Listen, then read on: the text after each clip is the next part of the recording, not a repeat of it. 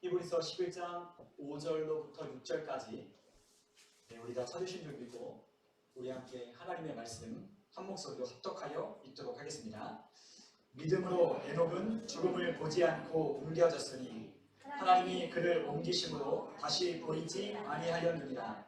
그는 옮겨지기 전에 하나님을 기쁘시게 하는 자라 하는 증거를 받았느니라. 믿음이 없이는 하나님을 기쁘시게 하지 못하나니 하나님께 나아가는 자는 반드시 그가 계신 것과 또한 그가 자기를 찾는 자들에게 상 주시는 이심을 믿어야 할지니라. 아멘. 오늘 이 시간에 우리가 함께 믿음이 없이는 하나님을 기쁘시게 할 수 없습니다. 이와 같은 제목으로 함께 하나님의 말씀에 은혜를 나누도록 하겠습니다. 우리가 지난주에 우리가 함께 하나님의 말씀을 나눴듯이 우리가 하나님의 기뻐하시는 그 뜻을 아는 것이 우리 그리스도인의 삶에 무척이나 중요하다고 말씀을 드렸습니다. 우리가 하나님을 기쁘시게 하려면 우리가 하나님이 기뻐하시는 뜻을 우리가 알아야 합니다.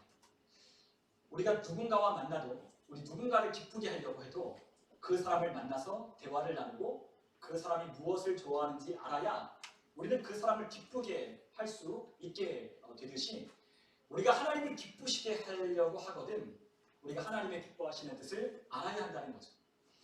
그래서 우리 그리스도인들이 제일 먼저 우리가 해야 할 것은 무엇이냐면 하나님이 무엇을 기뻐하시는가를 알아가는 것이 정말 우리 신앙생활에 있어서 중요하다고 말씀을 드렸습니다. 여러분, 우리의 신앙생활에 있어서 가장 중요한 첫 번째 우리가 시작되어야 할 여러 가지 관문들이 있겠지만 그 중에도 정말로 중요한 것 중에 하나가 바로 하나님을 기쁘시게 하는 것이 무엇인지를 알아가는 것. 그것을 통해서 우리의 신앙이 자라게 되고 성장하게 되고 하나님이 주시는 은혜를 경험하게 되고 하나님이 주시는 복되는 것을 우리는 누리기도 하는 것입니다.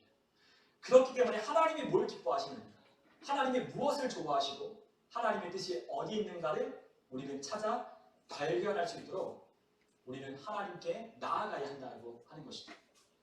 우리가 하나님과 만나려면 우리에겐 반드시 믿음이 필요합니다. 보이지 않는 하나님을 만나려고 하거든 반드시 믿음이 필요합니다. 제가 예를 들어서 이승엽 목사님을 만나려고 한다면 믿음이 그다지 필요하지 않아요. 그냥 만나기로 전화통화해서 언제 만납시다라고 하면 만날 수 있는 거예요. 거기엔 믿음이 필요하지 않죠. 이승엽 목사님 안 나올까? 제가 이러한 불확실한 속에서 아니야 꼭 나올 거야. 난 그렇게 믿어. 하고 우리 집사님을 만나지는 않는다는 거예요. 거기에는 믿음이 필요 없어요. 얼마든지 대화를 나눌 수 있고 이야기를 하면 만나기로 약속했으면 만나는 거예요. 그런데 보이지 아니하는 하나님과 만나려면 믿음이 필요하다는 거죠. 여러분, 우리가 하나님과 함께하는 하나님과 동행하는 삶에는 반드시 믿음이라고 하는 것이 필요해요. 왜냐하면 그분은 보이지 않기 때문에. 그러나 그분이 보이지 않는다고 해서 그분을 믿지 못하는 것이 아니라 그분이 우리에게 약속하신 말씀이 있기 때문에 우리는 그 말씀을 의지하고 그 말씀을 신뢰함으로 하나님 앞에 나아가게 되는 것입니다. 그러므로 그러한 믿음이 없이는 하나님 앞에 나아올 수 없다고 하는 거죠. 우리가 지난 시간에 함께 나눴듯이 하나님의 뜻을 아는 것이 중요하다고 말씀드린 것은 바로 이 하나님의 기쁘시게 하는 뜻이 바로 모든 것이 믿음으로 시작되기 때문입니다. 하나님을 기쁘시게 하려고 하는 모든 것은 다 믿음이 필요하기 때문에 하나님을 기뻐하시는 뜻을 알고 그 뜻과 믿음과 함께 결합하여야만 우리가 하나님을 진실로 기쁘시게 할 수 있기 때문이에요. 여러분, 우리가 하나님을 기쁘시게 하려고 하거든 하나님의 뜻을 알아가야 됩니다. 여러분, 하나님의 뜻이 어디 있다고 말씀을 드렸죠? 하나님의 뜻, 멀리 있는 게 아니라 하나님의 뜻은 바로 하나님의 기록된 말씀 안에 있다고 했습니다. 또 그리고 우리가 하나님의 뜻을 알기 위해서 우리가 무엇을 하죠? 기도합니다. 하나님께 대화하는 거죠. 기도하여 하나님과 교제를 나누고 하나님과 친밀한 사귐을 나눌 때 우리는 하나님이 무엇을 기뻐하시고 무엇을 좋아하시고 무엇을 싫어하시는지를 우리는 알게 됩니다. 그렇기 때문에 우리 그리스도인들의 삶에 반드시 꼭 필요한 것이 정말로도 너무나도 우리에게 중요한 우리에게 반드시 있어야 할 것이 바로 말씀과 기도가 반드시 우리 가운데 필요해요. 여러분, 말씀이 없는 사람은 하나님 앞에 잘못된 신앙을 갖기 쉽습니다. 기도하지 않는다면 냉랭한 신앙생활을 할 수밖에 없습니다. 그렇기 때문에 하나님의 말씀을 묵상하고 하나님의 말씀을 읽고 그 뜻을 알 뿐더러 또한 기도하여 하나님이 주시는 감동과 감화를 따라 살 때에 우리는 하나님이 원하시는 기뻐하시는 삶을 살아갈 수 있게 되는 거예요. 그것이 바로 하나님이 원하시는 삶입니다. 여러분, 하나님은 우리에게 좋은 것을 예비하여 주셨어요. 하나님은 우리에게 복된 것을 준비하셨습니다. 하나님은 우리에게 상을 주기를 원하시는 분이라고 하나님은 오늘 본문을 통해서 말씀하셨습니다. 하나님은 우리에게 상을 주기를 원하셔요. 우리에게 좋은 것을 주기를 원하십니다. 하나님은 우리에게 상을 주고 싶고 좋은 것을 주고 싶고 모든 하늘로부터 좋은 것이 하나님 아버지께로부터 난다라고 말씀하셨기 때문에 하나님은 우리에게 좋은 것을 주고 싶어서 안달나시는 분입니다. 그런데 우리는 하나님을 굉장히 인색한 분으로 생각하기도 하고 하나님을 굉장히 어떠한 아주 심술궂은 분으로 우리가 생각하기도 한다는 거죠. 그리고 내 기도는 안 들어주시는 분, 내 기도는 전혀 듣고 계시지 않는 것 같은 그와 같은 분으로 우리가 하나님을 아주 고약한 영감으로 우리가 생각하는 거예요.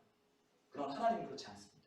하나님은 좋으신 분이시고 선하신 분이시고 그 하나님은 우리에게 상을 주기를 원하시는 하나님이라고 말씀하시는 것처럼 하나님은 우리에게 언제나 좋은 것을 주기로 작정하시고 예비되어 있는 그분이 바로 하나님 아버지신 거죠. 그렇기 때문에 우리는 하나님을 오해하는 것이 아니라 바로 이 약속된 말씀에 근거한 이 말씀을 가지고 우리는 하나님을 믿음으로 하나님 앞에 나아가는 것이 우리는 필요합니다.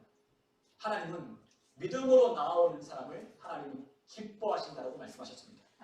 여러분, 그러나 하나님을 기쁘시게 하지 못하는 사람은 또한 어떤 사람인가? 바로 우리가 지난 시간에 함께 나누다가 우리 시간이 없어서 나누지 못했지만 믿음으로 하나님을 기쁘시게 하는 사람이 있는가 하면 하나님을 기쁘시게 할 수 없는 사람도 있다고 말씀하셨어요. 우리가 함께 로마서 8장 5절로부터 8절 있는 말씀을 보면 하나님을 기쁘시게 하지 못하는 사람에 관하여 하나님은 이렇게 말씀하셨습니다. 우리가 함께 로마서 8장 5절로부터 8절 있는 말씀을 다 같이 한번 읽어보겠습니다.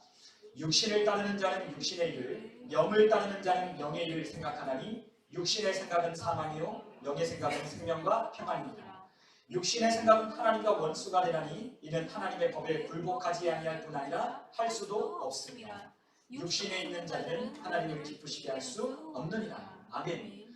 자, 하나님을 기쁘시게 하는 방법은 믿음으로 하나님께 나아가는 것을 통하여 하나님을 기쁘시게 할 수 있다고 했어요. 그런데 하나님을 기쁘시게 할 수 없는 사람은 누구냐? 바로 육신에 속한 자들은 하나님을 기쁘시게 할 수 없다고 말씀하셨습니다. 여러분, 그리스도인들에게도 육신적인 생각과 성령의 생각이 우리 가운데 교차하고 있어요. 육신적인 생각이 우리 가운데 들어올 때도 있고요. 성령의 생각, 하나님이 주는 하나님의 생각들이 우리 가운데 들어올 때도 있습니다. 그런데 우리는 그것을 늘 분별하여 판단할 수 있는 능력이 있어야 하지만 우리는 때로는 육신의 생각에 우리는 장악당하고 지배를 받을 때 우리는 육신에게 이끌려 우리는 살아가기 시작한다고 하는 거예요. 여러분, 우리에게는 늘 두 가지 생각이 있습니다. 육신의 생각과 성령의 생각. 그런데 육신의 생각은 사망이고 성령이 주시는 생각을 따를 때에는 생명과 평안이 있다고 말씀하셨어요. 항상 우리에게는 두 갈래 길이 있습니다. 육신적인 생각을 따라 할 것인지 아니면 성령님이 주시는 생각을 따라 생각하고 말하고 행동할 것인지 우리가 그것을 선택해야 한다는 거죠. 그러나 그것에 따른 결과는 아주 극명하게 갈라진다고 주님께서 말씀하셨어요. 육신의 생각을 따라 사는 사람은 사망이고 성령의 생각을 따라 사는 사람은 생명과 평안이 우리 가운데 결과로 열매로 맺혀진다고 말씀하셨습니다. 여러분, 육신의 생각은 하나님을 기쁘시게 할 수 없을 뿐더러 하나님의 법에도 굴복하지 않는다는 것입니다. 언제나 우리는 하나님의 뜻대로 살고 싶은 마음과 하나님의 뜻대로 살기를 원치 않는 육신의 소욕이 우리 가운데 늘 교차하여 있습니다. 우리가 하나님 앞에 예배하는 것도 우리가 선택하는 겁니다. 오늘 주일날 우리가 하나님 앞에 나와 예배할 때도 우리는 수만 가지 선택을 할 수 있어요. 여러 가지 선택을 할 수 있죠. 교회에 오는 것만이 문제가 아니라 어떻게 우리가 교회에 올 건지, 우리가 어떤 마음으로 하나님 앞에 올 건지, 우리가 어떠한 마음과 어떠한 기대를 가지고 하나님 앞에 예배할 건지를 우리는 결정하고 선택할 수 있어요. 그러나 또 반대로 우리는 또한 육신적인 생각들이 우리 가운데 있을 겁니다. 하나님 앞에 예배하지 아니하고 우리는 다른 곳에 갈 수도 있고 아니면 또한 우리에게 여러 가지 선택 가운데 우리는 세상에서 또한 우리는 일터에서 또한 우리의 가정에서 우리의 생각들에 난 것들을 어떻게 선택하고 결정할 것인지를 우리의 생각을 따라 우리는 결정하게 됩니다. 그런데 어떤 생각을 따라 우리가 결정하든 거기에는 반드시 결과에 따르는 값들이 있다는 거죠. 사망인지 생명과 평안인지 우리의 삶에 반드시 아주 대비되는 결과가 우리 가운데 주어진다는 거예요. 만약 우리가 성령님의 생각을 따라 순종하며 살거든 하나님은 우리에게 평안한 것을 주실 겁니다. 평안을 주십니다. 우리의 삶에 평탄한 삶을 주십니다. 우리의 삶에 하나님의 평안을 안겨주십니다. 그리고 생명 있는 기쁜 마음, 즐거운 마음, 우리 마음 가운데 약동하는 하나님 주시는 생명, 그분이 우리 가운데 부여해 주신 하나님의 생명이 우리 가운데 있게 되어서 우리는 살아있는 것을 우리는 내 삶을 통하여 발견하게 될 거예요. 그러나 육신의 생각을 따르는 삶, 그것이 아무리 우리가 좋아 보이고 그것이 아무리 우리가 좋게 보여도 우리가 그 육신의 생각을 따라 사는 것은 우리에게 반드시 따르는 것은 사망이라고 하는 거죠. 당장 우리가 죽는 것이 아니라 사망의 것들이 우리 가운데 찾아오게 됩니다. 생명이 없고 평안이 없고 하나님 주시는 은혜가 없는 그와 같은 삶을 살 수밖에 없는 겁니다. 여러분, 우리에게 얼마나 많은 소유가 있고 얼마나 많은 것들을 가지느냐, 그거 중요한 게 아니라고 했어요. 우리가 가진 것들에 만족할 수 있느냐, 우리에게 주신 것들에 대하여 하나님께 감사할 수 있느냐, 그것이 정말로 중요한 거예요. 그러한 삶을 통하여 하나님은 우리의 삶을 복되게 인도하시는 겁니다. 제가 이번 주에 그 유튜브에 그 유퀴즈 장미란 선수의 이야기를 제가 이번 주에 저희 아내가 한번 같이 보자고 해서 본 적이 있거든요. 여러분 혹시 시간이 나시거든 그 장미란 그 유튜브로 보면 잘려서 그 하나님에 관한 이야기가 나오지 않아요. 그런데 여러분들 가지고 있는 그 뭐 그런 TV를 볼 수 있는 그런 프로그램을 통해서 유퀴즈 그 장미란 편을 보시면 장미란이 하나님에 관한 이야기를 하는 것이 있어요. 근데 막 직접적으로 하지는 못하죠. 그러나 하나님에 관한 이야기를 하고 하나님께 기도했던 이야기, 그리고 그의 삶에 마주했던 순간들마다 어려운 때마다 하나님을 의지했던 그 이야기를 하는 것을 들었습니다. 물론 기독교 방송에 나와서 하는 그 이야기와는 같지 않아요. 그러나 저는 그 이야기를 통해서 훨씬 더 감동이 되고 훨씬 더 많은 것을 느꼈어요. 아, 하나님을 믿고 하나님을 의지하고 하나님을 신뢰하는 이 사람이 하나님을 어떻게 사용하시는가를 알았습니다. 제가 장미란을 알게 된 것은요, 처음 제가 원주에서 사역할 때 원주 공고라고 공고가 있거든요. 근데 장미란이 거기 출신이에요. 원주 공고. 네, 그 치악산 꼭대기에 있는 그 학교가 있는데 거기에 뭐 김희철도 나오고 슈퍼주니어에 뭐 그런 학교가 있어요. 거기에 뭐 다 연장 들고 다니고 막 택사마다 다니고 아주 유명한 학교인데 어쨌든 거기에 역도부가 있는데 거기에 장미란이 다녔다고 해서 관심을 갖게 됩니다. 근데 그 장미란이 제가 아이들과 함께 데리고 다닌 그 수련회에 강사로 한번 온 적이 있었거든요. 근데 저는 그분이 그렇게 말을 잘하는 줄 몰랐어요. 근데 말을 막 세상 사람들처럼 막 아주 막 유창하게 하는 건 아니지만 아주 조리 있게 하나님에 관한 이야기를 했다는 거예요. 그래서 제가 거기서 은혜를 받았어요. 그래서 장미란에게 관심을 갖게 되고 그분이 하는 이야기를 관심을 갖는데 잊고 있다가 저희 아내가 어저께 밥을 먹는데 함께 보자고 해서 유퀴즈 그 프로를 봤어요. 근데 그걸 보는데 야, 또다시 하나님이 어떻게 하나님의 사람을 쓰시는가를 저는 거기서 발견했습니다. 매일같이 엽기를 들고 매일 똑같은 루틴을 하고 매일 같은 그 체육관에 틀어박혀서 만나는 사람들이 한정되어 있고 하는 일이 매일 고정되어 있는 그 삶 속에 매일매일 하나님을 인식하며 그 하나님께 도와달라고 하나님을 찾고 구하는 그 삶 속에 하나님께서 그 사람을 들어 쓰시는 것을 보게 되었습니다. 그런데 하나님은 다 각자에게 맞는 달란트대로 하나님은 사용하시더라고요. 여러분 장미란 선수가 은메달, 금메달, 동메달 딴 거 아시죠? 네, 마지막에 그 동메달 따는 아테네 올림픽인가요? 거기에 가서 이제 마지막 그 올림픽을 하는데 마지막 4위를 했어요. 마지막 드는데 자기가 충분히 연습 때 다 들었던 그런 무게를 마지막에 들지 못하고 그것들을 내려놨어요. 그래서 마지막 4위로 맞췄는데 그 맞히는 그 순간에 마음이 찡한 마음도 있었지만 감사하는 마음이 들었다. 그래서 하나님께 감사의 기도를 드리고 항상 그 사람은 엿기를 내려놓을 때 항상 기도를 하거든요. 감사한 기도를 드리고 마지막 키스를 하고 엿기에다가 그리고 나왔어요. 근데 3위를 했던 그 사람이 부정한 약물을 사용한 그와 같은 것이 적발되어서 수년이 지난 뒤에 장미란 선수가 동메달을 받았다. 근데 그 장미란 선수의 이야기를 들어보니까 항상 이래요. 어떤 일을 만나든지 하나님 앞에 감사하더라고요. 항상 감사하는 거예요. 어떤 안 좋은 일을 만나건 무슨 일을 만나건 지금은 때가 아니라고 여기며 하나님이 나에게 그때를 맞게 좋은 것을 주실 줄 믿고, 물론 하나님이 나에게 그렇게 하고 직접적으로 얘기는 하진 않았지만 나에게 지금 주어진 때가 아니면 믿으며 그래도 감사하고, 그리고 내게 주어진 이 상황을 감사하며 그 하루하루를 지나갈 때 하나님께서 그에게 베풀어 주는 은혜가 놀라웠다는 것을 저는 경험했습니다. 여러분, 하나님이 눈에 보이진 않아요. 근데 장미란크 선수는 항상 아침에 일어나서 학교 교정에서 창문을 열고 그 창문가에 비춰지는 그 모습을 보면서 항상 하나님 앞에 기도한답니다. 여러분, 우리의 삶에서도 하나님을 향하여 믿음으로 나아갈 때는 반드시 하나님이 계시다는 것을 믿어야 돼요. 그런데 그 하나님이 우리에게 무엇을 주시느냐? 상을 주신다는 거예요. 비록 지금 당장에 무엇인가는 이루어지지 않아도, 지금 내가 원했던 결과가 내가 원하는 대로 이루어지진 않아도 우리가 그 하나님을 신뢰하며 믿음으로 나아간다면 하나님은 반드시 우리의 삶 가운데 우리의 달란트대로 우리가 하나님 앞에 열심히 최선을 다하여 노력하고 살았던 그 삶의 보상들을 하나님이 주신다는 거예요. 아멘. 여러분, 이것이 바로 믿음입니다. 우리는 그렇기 때문에 모든 상황에 무엇을 하냐면 감사할 수 있다고 하나님께서 말씀하셨어요. 왜요? 하나님이 계시니까. 하나님이 계시니까. 하나님이 반드시 우리에게 상을 주실 거니까 모든 상황에 대하여 감사할 수 있는 거예요. 여러분, 육신의 생각을 따라가는 사람들은 지금 당장에 눈앞에 있는 것을 쫓을지 모르지만, 우리 믿음을 가진 사람은 보이는 대로 쫓아가는 사람들이 아니라 보이지 않는 것을 따라 걷는 사람이라고 주님 말씀하셨어요. 여러분, 우리는 보이지 않는 하나님을 따라가고 있습니다. 보이지 않는 그분의 말씀을 따라 우리는 믿음을 가지고 살아가고 있어요. 여러분, 그러나 그것을 따라가는 사람에게 하나님께서 반드시 우리에게 상을 주신다는 겁니다. 여러분, 우리가 왜 기도하죠? 물론 하나님의 뜻을 알기를 위하여 우리는 기도해요. 그러나 여러분, 기도한다는 건 무엇이냐면 우리가 보이지 않는 것들을 얻기 위하여 우리를 기도하는 겁니다. 여러분, 왜 기도한다고요?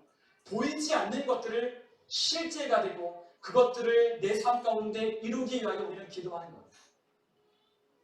여러분, 기도는 바로 그렇게 하는 거예요. 보이지 않는 것을 실제가 되게 하는 것을 위하여 기도하는 거예요. 우리는 보이지 않아요. 하나님의 말씀도 보이지 않아요. 그러나 우리는 기도합니다. 하나님이 나를 통하여 하실 일을 기대하며 기도합니다. 하나님이 나를 변화시켜 주실 것을 기대합니다. 그리고 하나님께서 우리의 가정과 우리의 삶을 통하여 나를 통하여 어떻게 하나님이 일하실까를 기대하며 우리는 기도합니다. 그런데 그 기도 가운데 무엇이 있어요? 믿음이 있습니다. 그 기도 가운데 믿음을 가지고 우리는 하나님 앞에 기도하죠. 그런데 그 믿음으로 기도할 때 우리는 어떻게 되죠? 보이지 않았지만 우리가 기도하고 구하는 것들이 실제가 되어 우리의 삶 가운데 나타나는 것. 어떤 스님도 그런 이야기를 하더라고요.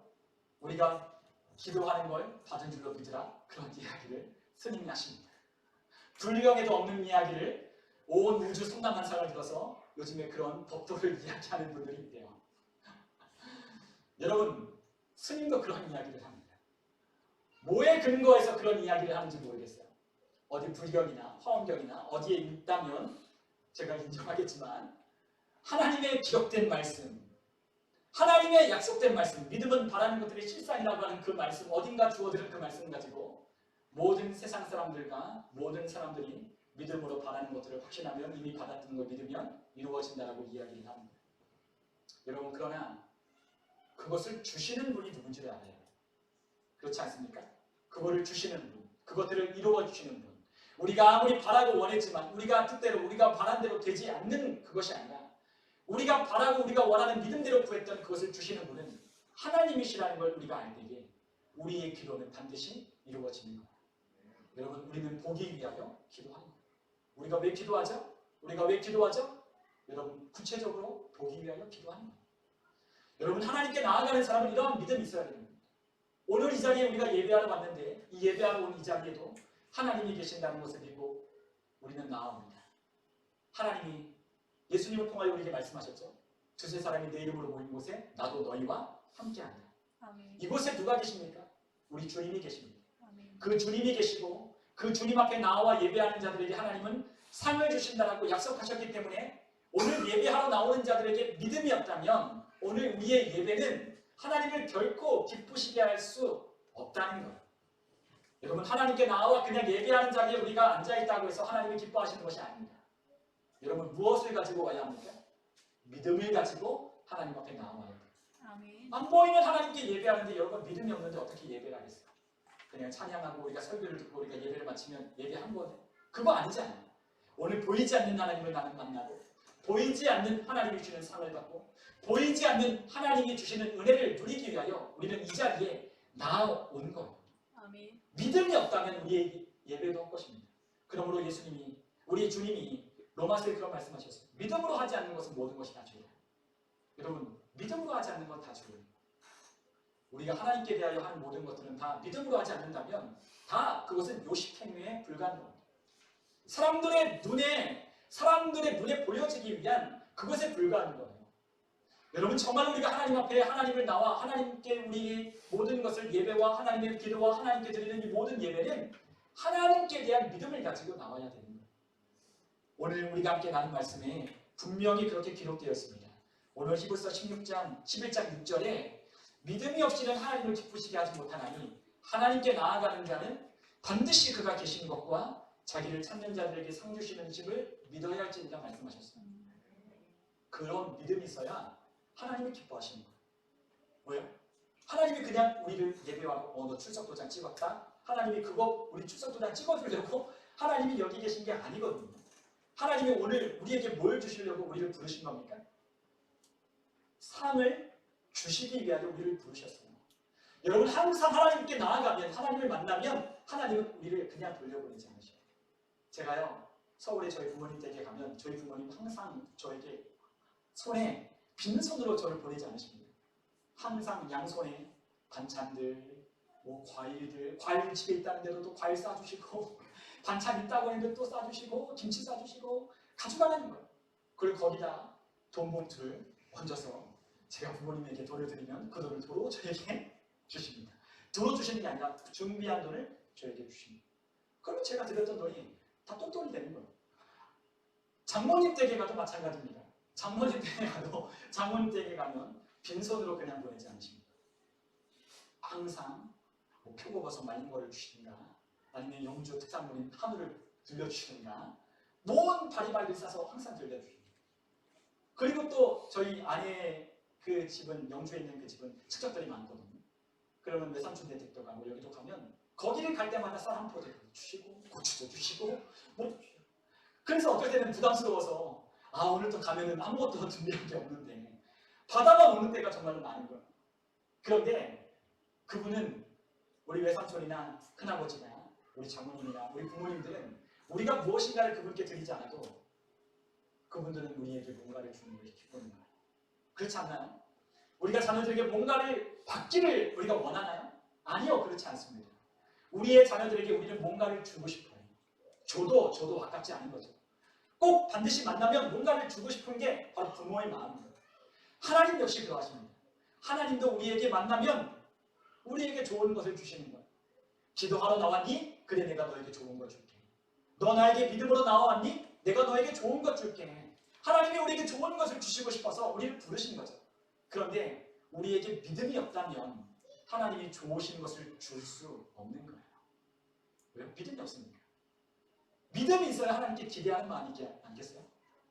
여러분 하나님은 믿음으로 나오는 자, 하나님의 약속된 말씀에 근거하여 하나님이 그것을 주시는 분이라고 믿을 때 하나님은 우리에게 약속하신 것을 주시는 거예요.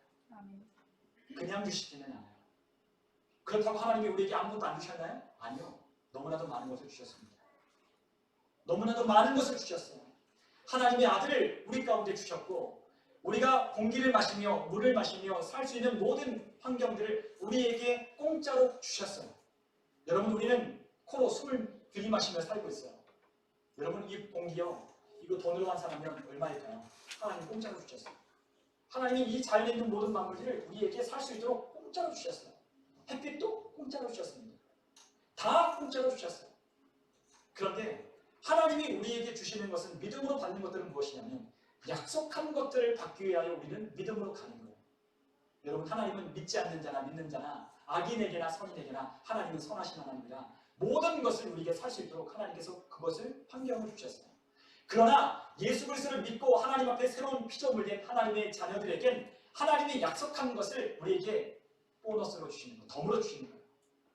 풍성한 은혜를 주어서 이 땅 가운데 믿지 않는 자들과 분명 다른 삶을 살도록 하여 하나님이 어떤 분이신지를 증거하게 하기 위하여 하나님이 우리를 부르셨다는 거죠.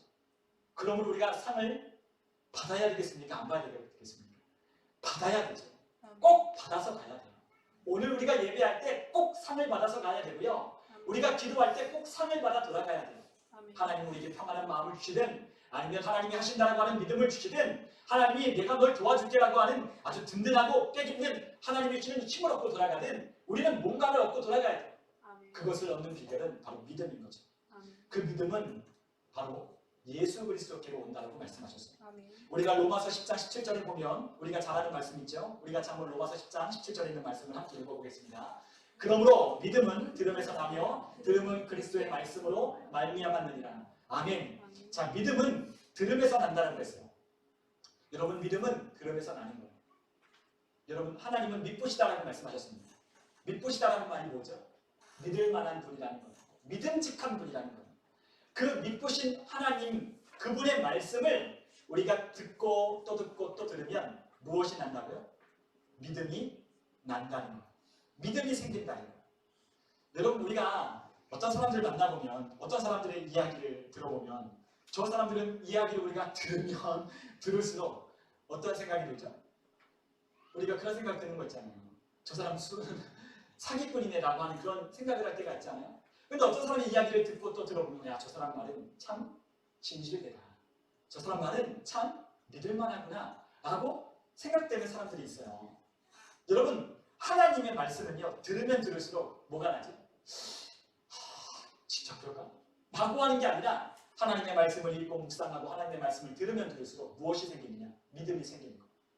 그것이 바로 하나님의 말씀의 효력입니다. 하나님의 말씀을 듣는 것이, 하나님의 말씀을 우리가 묵상하고 읽는 것이 그래서 중요한 거예요. 왜 나에게 믿음이 없죠? 왜 나에게 믿음이 없을까요? 여러분, 이상하게 생각하지 마십시오. 여러분이 하나님의 말씀을 읽지 않았기 때문에 믿음이 없는 거예요. 하나님의 말씀을 읽어보십시오. 하나님의 말씀이, 하나님의 입에서 난 그 말씀이 우리에게 모든 성난한상 있는 모든 것을 하나님의 입에서 내었고 그분의 말씀으로 말미암았다라고 하나님께서 우리에게 말씀하셨습니다. 그리고 항상 하나님은 구약에 있는 말씀엔 항상 나 여호와의 말이니라라고 하나님 말씀하셨잖아요. 하나님의 말씀을 들으면 들을수록 우리에게 믿음이 생기는 거예요. 여러분, 믿음은 바로 하나님의 말씀을 들음으로 생기는 겁니다. 그리고 함께 히브리서 12장 2절에 있는 말씀을 같이 한번 읽어볼게요. 우리 3반절만 읽어봅시다. 믿음의 주요 또 온전하게 하시는 이 예수를 바라보자. 아멘. 자, 히브리서 12장 2절에 뭐라고 말씀하셨죠? 믿음의 주요 또 온전하게 하시는 예수를 바라보자라고 말씀하셨습니다. 여러분, 예수님은 어떤 분이시냐? 바로 믿음의 주라고 했어요. 그리고 또한 그 믿음의 주는 또 어떻게 하시는 분이라고요? 온전하게 하시는 분이라고 말씀하셨어요. 여러분, 이 원어로 되는 하나님의 말씀에 보니까 뭐라고 되어 있냐면 영어로 또 된 성경에 보면 예수님은 믿음의 창시자, 완성자라고 말씀하셨습니다. 이 말이 믿음의 창조주 그리고 믿음의 완성자라고 말씀하시는 거예요. 여러분, 믿음을 창시한 분이 누구냐? 바로 예수 그리스도십니다. 그리고 그 믿음을 완전하게 하고 온전하게 하는 분이 누구시냐? 또 예수십니다. 우리에게서 믿음이 난 것은 어떻게 났습니까? 우리가 어떻게 믿음이 생겨났죠? 우리가 어떻게 하나님을 믿게 됐죠? 예수님의 십자가의 보배로운 피의 공로를 우리가 믿기 시작할 때에 우리 안에 하나님께 대한 믿음이 생겨나기 시작하는 거예요. 믿음이 그때서부터 시작되는 거예요. 예수를 믿는 믿음이 우리 가운데 들어와 믿음이 우리 가운데 시작되기 시작한 겁니다. 항상 우리는 믿음이 어떻게 시작되느냐면 예수님이 우리 마음 가운데 오실 때 우리의 믿음이 시작되는 거예요. 그리고 그 믿음이 어떻게 완전해지죠? 예수님을 바라볼 때 우리의 믿음이 완전해지는 거예요.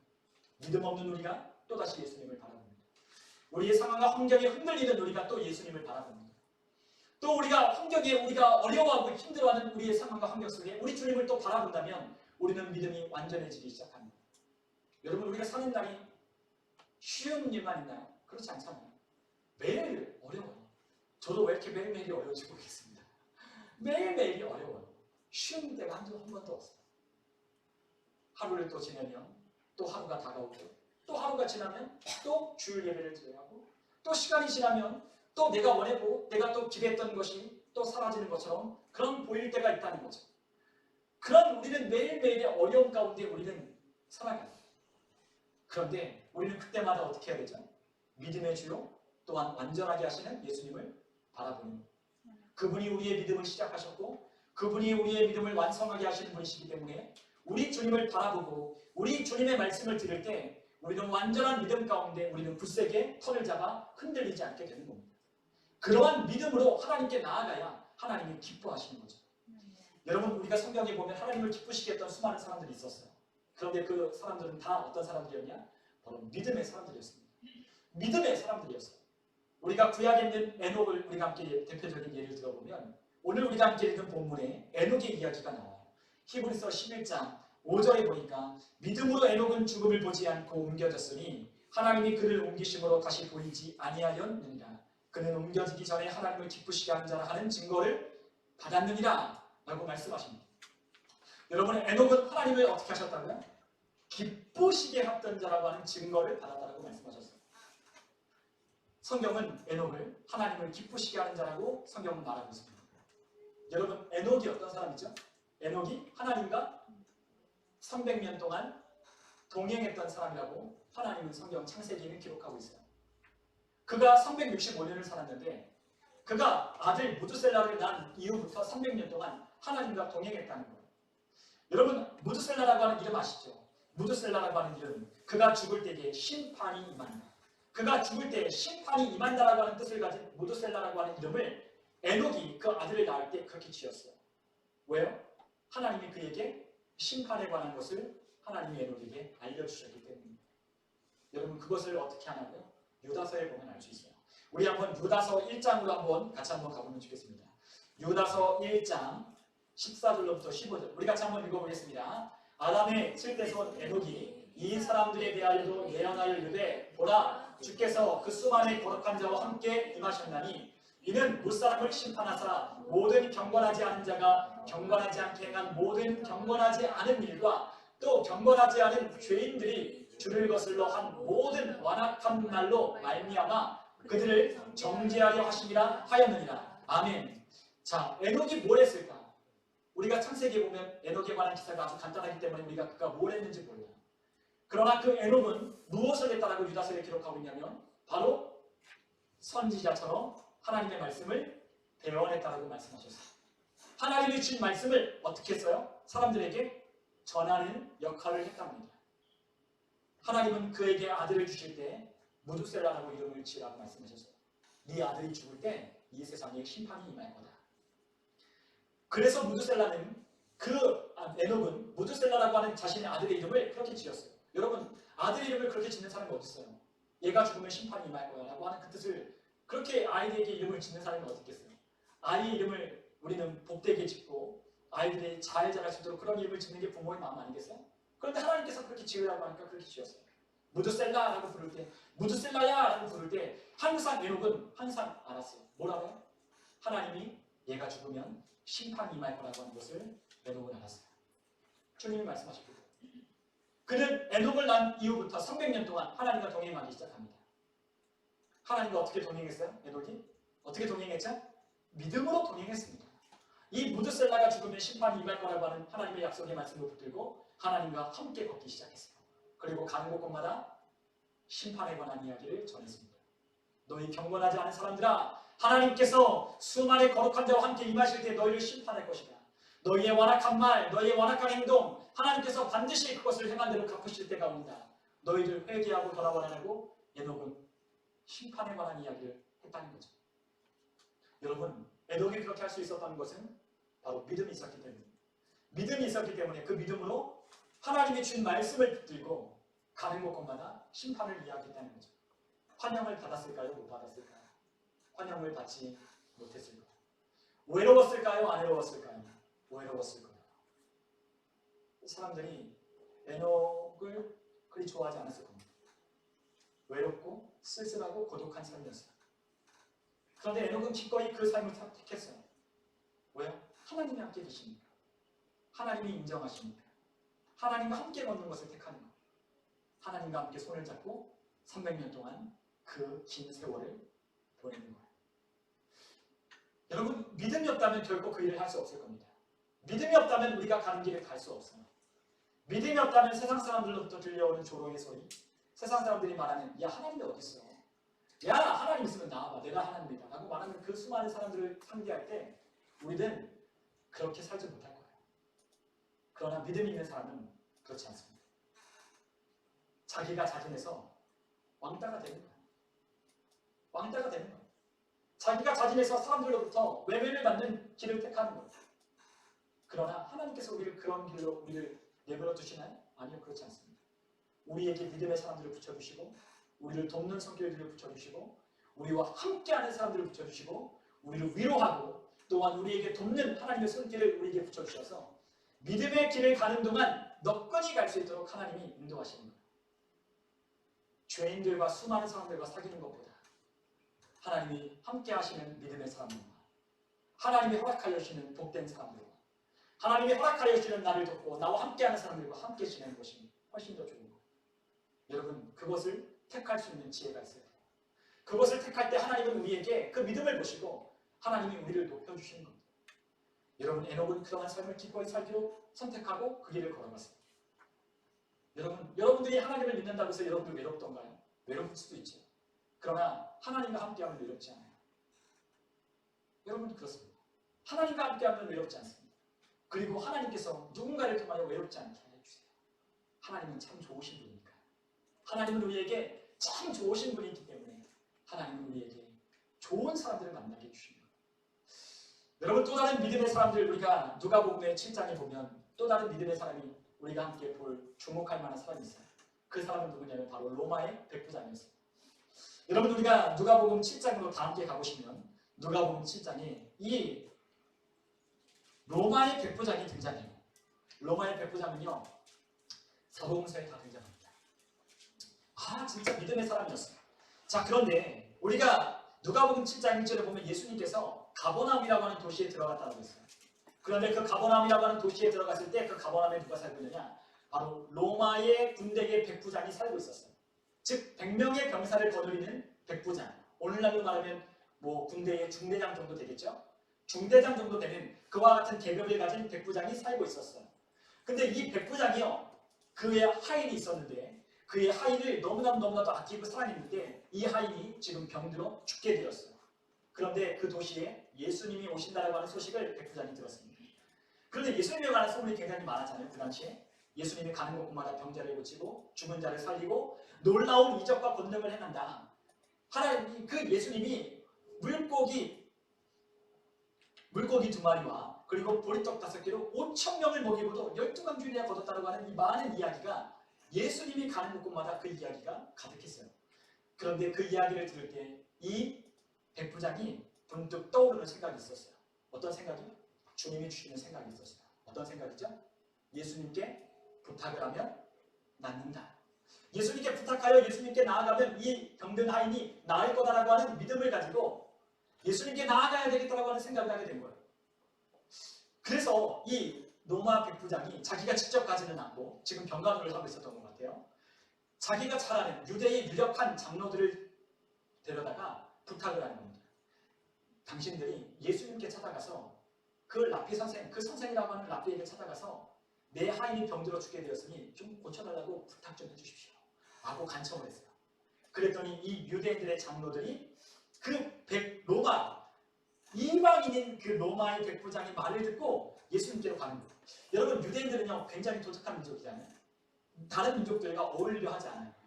여러분, 이스라엘 가보신 분들은 알겠지만 이스라엘에 가면요 정통 유대인들은요 이방인들이 이 예루살렘 땅에 오는 걸 원치 않아요. 그리고 말하도요 말도 듣지도 않고 그냥 쌩 하고 가버려요. 왜요? 우리는 성민인데 거룩하지 못한 죄인들과 대화 나누는 게 합당하지 않다고 해서 말하는 것도 허락하지도 않아요. 굉장히 아주 고고한 자세를 가지고 이방인들을 깔보듯이 보는 그들은 여전히 이방인들을 그렇게 취급해요. 그런 유대인들이 이방인이 더군다나 자신의 나라를 지금 침공하여 점령하고 있는 로마의 군대의 백부장이 하는 이야기를 듣는다? 그거는 있을 수가 없는 일이죠. 있을 수가 없는 일이에요. 그런데 그럴 만한 이유가 있어요. 왜냐하면 이 백부장이라고 하는 사람이 그 지역에서 통치할 때 그는 그 유대인들에게 아주 호의를 베푼 사람이었다는 거예요. 이 유대 사람들을 사랑하고요. 그리고 그들이 하나님을 섬기기 위한 회당을 건립할 때 그 힘을 도와서 회당을 지어준 사람이었어요. 그러니까 되게 독특한 사람이죠. 그 점령지에 와서 그 점령한 지역에 있는 사람들을 압제하는 게 아니라 점령한 사람들을 사랑하고 그들의 편의를 봐주고 그들을 도와주고 있던 사람이 백부장이었다는 겁니다. 그러니까 이 유대인의 장로들이 이 백부장의 이야기를 듣고 들어주지 않을 수 없는 거예요. 그래서 예수님께 찾아가서 예수님, 지금 저기 로마의 백부장이 하나 사는데 그 백부장의 하인이 지금 병들어 죽게 되었습니다. 가서 좀 고쳐주십시오. 그 사람이 우리를 사랑하고 그들이 우리가 회당을 짓는 것을 도왔습니다. 이 사람을 도와주는 것은 마땅합니다. 당신이 반드시 가서 고쳐줘야 됩니다. 라고 그렇게 부탁을 합니다. 그랬더니 예수님께서 그 마음이 동하셨는지 자리를 일어나셔서 백부장의 집으로 향하여 가고 있었어요. 그런데 백부장의 집으로 향하여 가고 있는데 저 멀리서 누군가가 막 뛰어오고 있는 거예요. 봤더니 누구냐면 바로 백부장의 친구들이었어요. 백부장이 친구들을 보내는 겁니다. 왜요? 백부장이 친구들을 보내어서 이렇게 이야기를 하는 거예요. 우리 한번 누가복음 7장 우리 한번 읽어보면 좋겠는데요. 우리 한번 누가복음 7장 우리 함께 하나님의 말씀을 읽어보면 좋겠습니다. 누가복음 7장 우리 6절로부터 우리 8절까지 우리 같이 한번 읽어보면 좋겠어요. 6절로부터 8절까지 우리 같이 함께 읽어보겠습니다. 예수께서 함께 가실새 이에 그 집이 멀지 아니하여 백부장이 벗들을 보내어 이르되 주여 수고하지 마옵소서. 내 집에 들어오심을 나는 감당하지 못하겠나이다. 그러므로 내가 주께 나아가기도 감당하지 못할 줄을 알았나이다. 다만 말씀만 하사 내 하인을 낫게 하소서. 나도 남의 수하에 든 사람이요 내 아래에도 병사가 있으니 이더러 가라 하면 가고 저더러 오라 하면 오고 내 종더러 이것을 하라 하면 하나이다. 아멘. 자, 로마 백부장이 지금 친구들을 보내요. 야, 너 빨리 가서 예수님께 이렇게 이야기하라고 전하라고 했어요. 그 말이 무엇이냐면 바로 이 말씀. 오지 마십시오. 안 오셔도 됩니다. 내 집에 들어오는 걸 난 감당하지 못하겠습니다. 제가 직접 예수님께 나아가서 말을 해야 되겠지만 제가 주님을 얼굴에 뵙고 얘기할 정도로 제가 주님 앞에 떳떳한 사람이 못 됩니다. 자격이 없습니다. 주님, 저는 자격이 없어요. 저희 집에 들어오는 것도 저는 감당치 못하겠습니다. 그러니까 다만 말씀만 해주세요. 우리 하인이 나왔다라고 말씀만 해주시면 됩니다. 왜냐하면 나도 누군가의 밑에 있는 사람이고 내 밑에도 누군가 있는데 내가 이리로 오면 오고 내가 가라면 가고 내 정도로 이걸 하라면 그는 합니다. 그러니까 당신은 나의 주인이시니 나의 주님이시니 주님 말씀만 하옵소서라고 말하는 거예요. 여러분, 이 백부장이 그렇게 예수님께 이야기를 하고 부탁을 하는 거예요. 여러분, 놀라운 믿음 아니겠어요? 말씀만 해라는 거예요.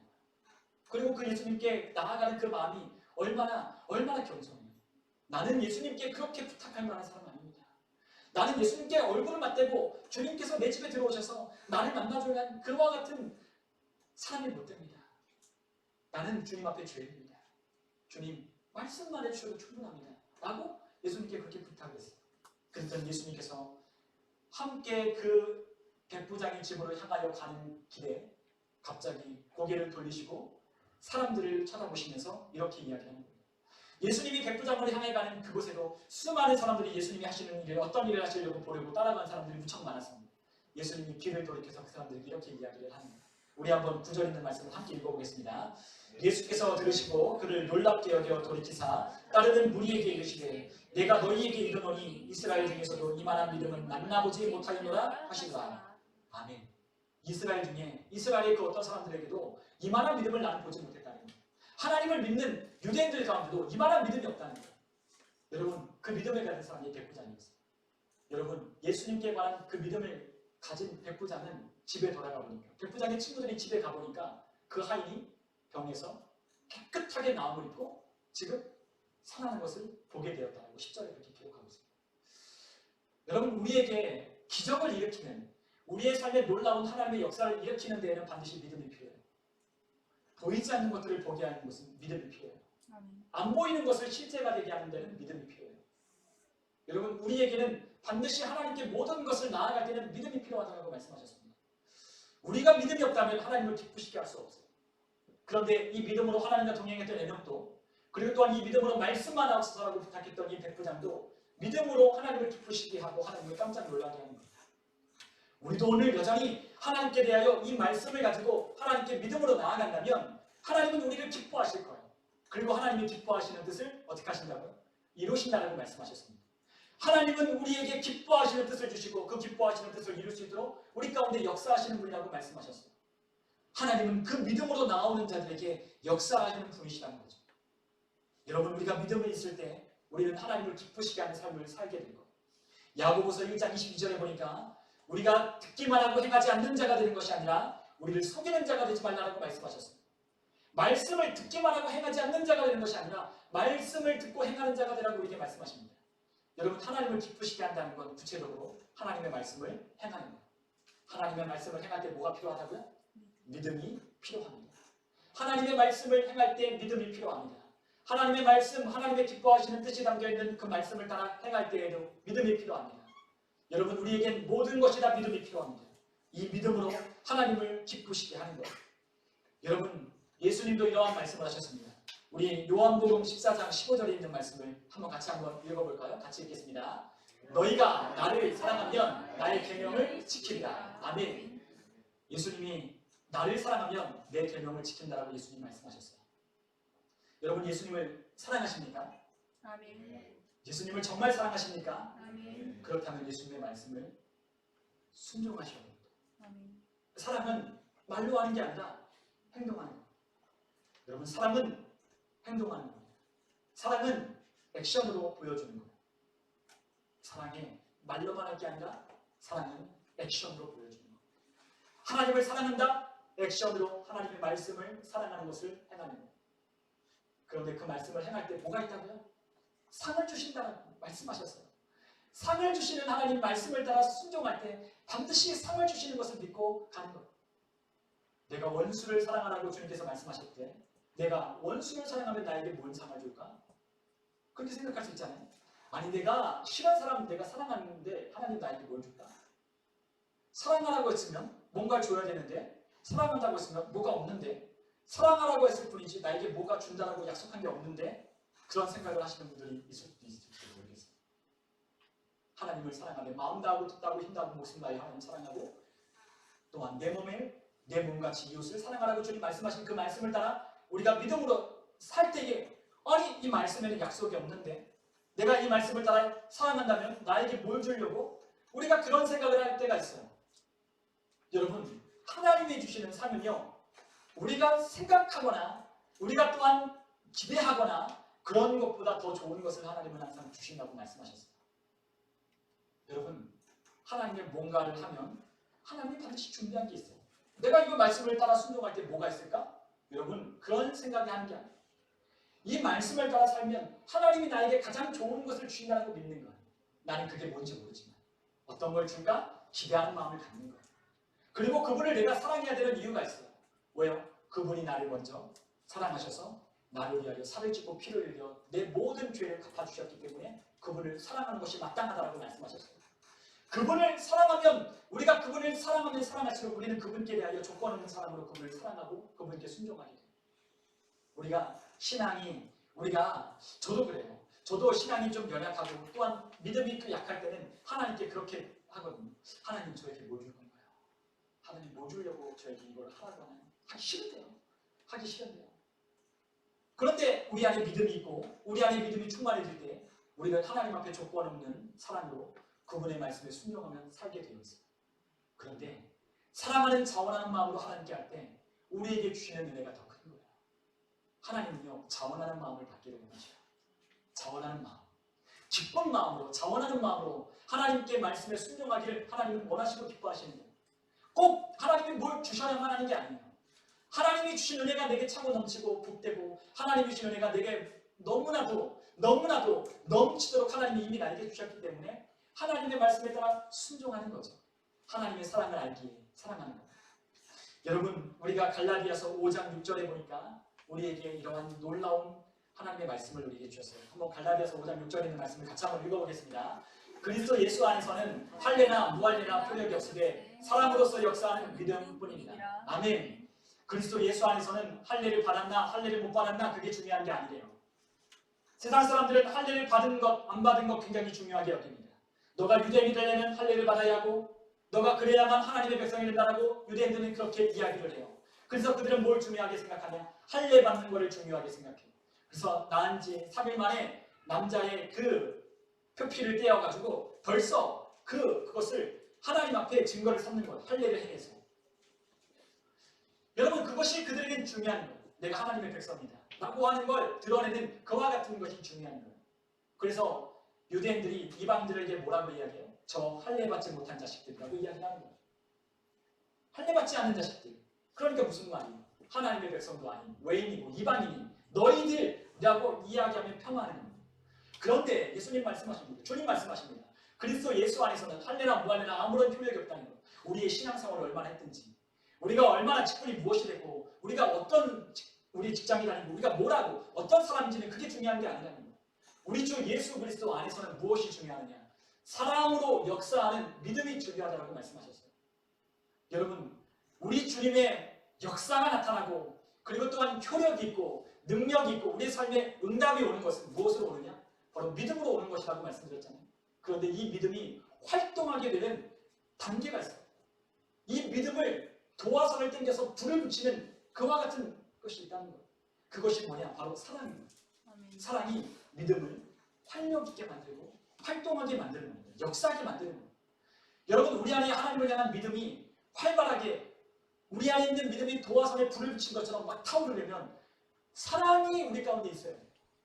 주님이 사랑으로 역사하는 믿음이라고 말씀하셨던 이 믿음은 사랑으로서 역사하는 거예요. 아멘. 믿음은요, 사랑 때문에 역사하는 거예요. 사랑으로 믿음이 활성화되는 거예요. 아멘.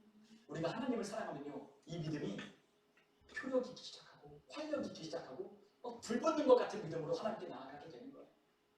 여러분, 사랑은 언제나 믿음에 불을 붙입니다.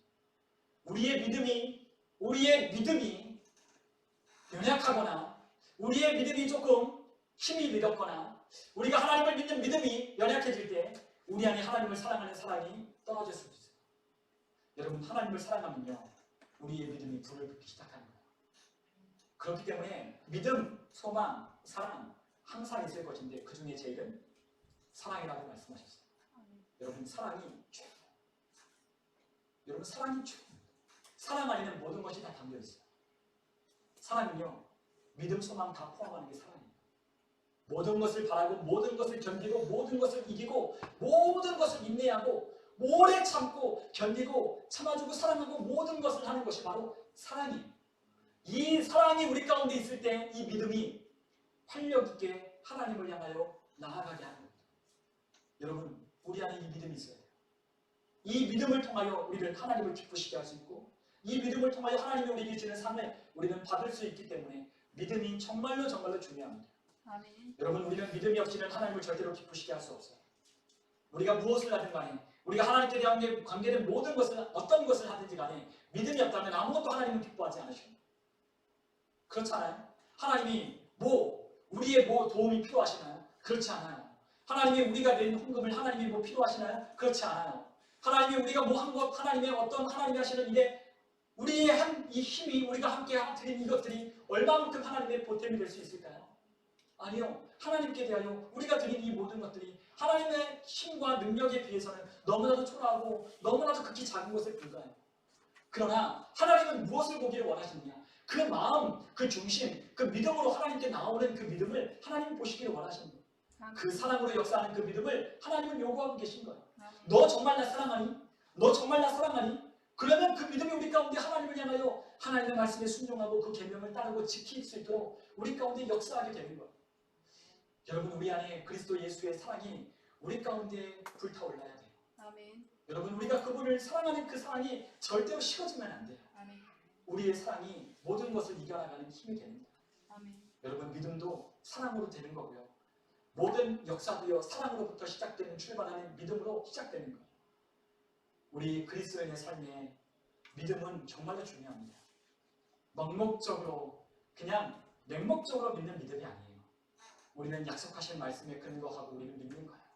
이 약속하신 말씀에 따라 보이지 않는 하나님이 우리에게 주신 이 말씀을 따라 보이지 않는 하나님이 우리에게 친히 기록하여 놓으신 하나님의 음성이 내재되어 있는 이 말씀을 우리가 묵상하고 읽고 가슴에 새길 때마다 이 말씀이 살아 운동력 있게 우리 가운데 역사하여 그 믿음으로 하나님 앞에 나아가게 하는 거예요. 누가 하나님 앞에 나아갈 수 있느냐? 믿음 있는 사람은 나아갈 수 있습니다. 누가 하나님 앞에 예배할 수 있느냐? 믿음 있는 사람은 하나님께 온전한 예배를 드릴 수 있습니다. 누가 하나님 앞에 기도할 수 있느냐? 믿음 있는 사람은 하나님이 상 주시는 이심을 믿고 그가 반드시 지금 기도할 때 계신 걸 믿고 나아갈 수 있는 거예요. 여러분 이번 한 주 동안도 우리는 어려운 일들을 만나고 겪을지도 몰라요. 잘 되지 않는 일도 만날 수도 있어요. 내 마음대로 되지 않는 일을 겪을 수도 있어요. 잘 내 뜻대로 풀려지지 않는 일도 만날 수 있을 겁니다. 여러분 그럴 때마다 우리는 어떻게 해야 할까요? 우리는 세상 사람들처럼 해야 될까요? 아니요. 우리는 주님의 방법대로 하는 겁니다. 하나님께 대하여 우리의 시선을 주님께 고정합니다. 믿음의 주요 완전하게 하시는 믿음의 창시자이신 그분께로 우리의 시선을 돌리고 그분께로 향하여 기도하고 이 믿음이 비록 지금은 눈에 보이진 않지만 지금 내가 바라고 원하는 것들이 이루어지진 않았지만 내가 기도할 때 하나님은 이 믿음을 통하여 우리에게 그것을 상으로 주신다는 것을 믿으며 우리는 한 걸음 한 걸음 나아갈 때 하나님은 우리에게 그것들을 허락하여 주셨다는 것을 발견하게 된 거예요. 아멘. 여러분 우리는 이 믿음으로 우리는 오늘도 살고 내일도 살고 내일 모레도 살 겁니다. 우리 안에 사시는 예수 그리스도를 믿는 믿음 안에서 우리가 산다라고 말씀하셨어요. 여러분 믿음으로 사는 겁니다. 다른 걸 사는 게 아니에요. 믿음으로 사는 겁니다. 여러분 이번 한 주 동안 기억하셔야 돼요. 저도 기억할 겁니다. 믿음으로 살아야지. 그래 믿음으로 살아야지. 그래 그렇고 말고 믿음으로 살아야지. 그래 믿음으로 하나님을 기대하고 상을 주시는 하나님을 기대하고 살아야지 라고 하는 이와 같은 다짐과 결단을 가지고 우리 매일매일 순간순간마다 우리 주님을 믿는 믿음 안에서 승리하고 그 믿음의 결과가 결국엔 생명과 평안으로 우리 가운데 주어지는 실제가 되는 저와 여러분 다 되시기를 주님의 이름으로 간절히 축원합니다.